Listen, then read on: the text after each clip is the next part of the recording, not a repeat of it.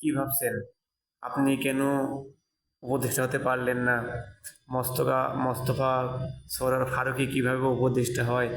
উপদেষ্টা হওয়ার যোগ্যতা থাকা সত্ত্বেও অনেকে উপদেষ্টা হতে পারতেছেন না, আপনার পরিচিতজন হতে পারতেছেন না, আপনি হতে পারতেছেন না। আসুন দেখে আসি মোস্তফা সরয়ার ফারুকী কিভাবে উপদেষ্টা হইল। যদি জানতে চাই যে মোস্তফা সরোয়ার ফারুকীকে অভিনেতা হিসেবে কত মার্কস দেবেন আর নিজেকে লেখক এবং প্রযোজক হিসেবে কত মার্কস দেবেন? না, আমি আমাকে লেখক বা প্রযোজক হিসেবে, এটা চরকির ফিল্ম, রেদওয়ান রনি প্রোডিউসার, লেখক হিসেবে বা প্রোডিউসার হিসেবে আমি কোনো মার্ক দিব না, কারণ যে করে সে নিজেকে মার্ক দিতে পারে না, আমি তো পারি না। সেটা আমার টিম বলতে পারবে যে আমি কতটা ভালো প্রোডিউসার না খারাপ প্রোডিউসার, আর আমার কো রাইটার বলতে পারবে, আমি মানে দর্শক বলতে পারবে আমি কতটা ভালো রাইটার। আর Sarwar Farooki as a actor হিসেবে বলবো, আমার বিন্দু পরিমাণের এক মিনিটের জন্য মনে হয়নি যে আমি একটা একেবারে নতুন আর্টিস্টের সাথে কাজ করছি। আমার কাছে মনে হচ্ছে সে তো মনে হয় খুবই জানাশোনা একটা অ্যাক্টর এবং সে বহুত অ্যাক্টিং করে আসছে, অনেক অভিজ্ঞ। তো ভাইয়েরা, এবার তো বুঝেছেন যে মোস্তফা সরয়ার ফারুকী কীভাবে উপদেষ্টা হয়।